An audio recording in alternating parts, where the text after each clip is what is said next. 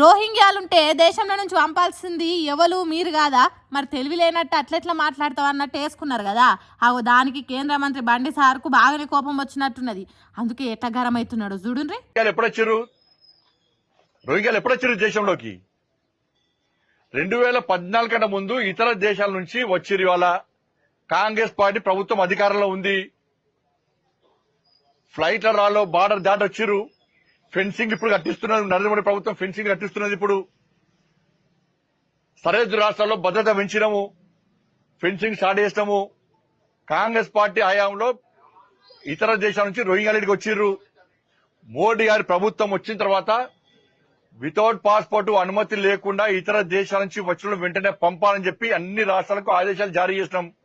చూద్దాం ఇప్పుడు రమ్మనుండ్రి రోహింగ్యాలను.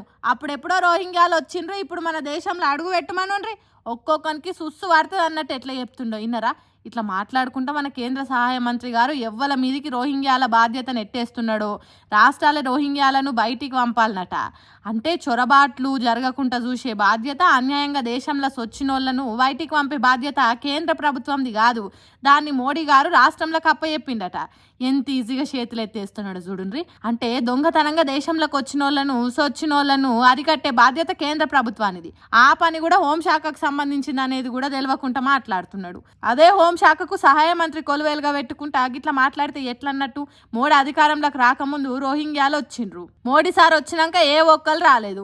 చాలా పగడ్బందీ ఏర్పాట్లు చేసిండ్రు అన్నట్టు ఎంత మంచిగా నమ్మవలుకుతున్నాడో చూడుండ్రి. ఆ రోహింగ్యాలు వచ్చింది కాంగ్రెస్ సర్కారు ఉన్నప్పుడు, వాళ్ళని బయటికి పంపేది రాష్ట్ర ప్రభుత్వాలు. అయితే కేంద్ర ప్రభుత్వం ఏం చేస్తుంది అన్నట్టు? కేంద్ర హోం సహాయ మంత్రిగా ఉన్న బండి సంజయ్ ఏం చేస్తుండ అన్నట్టు అని అంటే ఇగో గిట్లా మాట్లాడుతుండు.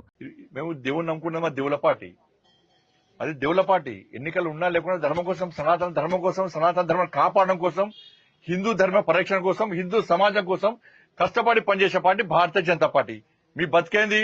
ఇన్నరా బీజేపీ దేవుళ్ళ పాటట. అంటే ఆ పార్టీలో జనం ఉండరు, మొత్తం దేవుళ్ళే ఉంటారు. ఆ దేవుళ్ళే కమలం పార్టీకి ఓట్లేసి గెలిపిస్తున్నారని కాదు, కానీ ధర్మం కోసం పనిచేసే పార్టీ అన్నట్టు ఒక బీజేపీ పార్టీ తప్ప కడమ పార్టీలు ముస్లింల ఓట్ల కోసం టోపీలు పెట్టుకుంటారు, నమాజులు చదువుతారు. అంతేగాని మోడీ సార్ పాకిస్తాన్ దేశం పోలేదు, ముషరఫ్ తల్లి కాళ్లకు మొక్కలేదు. ఉత్తరప్రదేశ్, గుజరాత్ వంటి రాష్ట్రాలలో ముస్లింలకు రిజర్వేషన్లు ఇస్తలేరు. అవును బండి సారు చెప్పినట్టు ముస్లింల కోసం బిచ్చపు బతుకు బీజేపీ పార్టీ అస్సలే ఏషాలయ్యేదని ఎత్తివడిచినట్టు మాట్లాడుతున్నారు. బండి సార్ మాటలిన్న మార్వాడి గో బ్యాక్ అనే ఉద్యమం చేస్తున్న కొంతమంది తెలంగాణ వాదులు.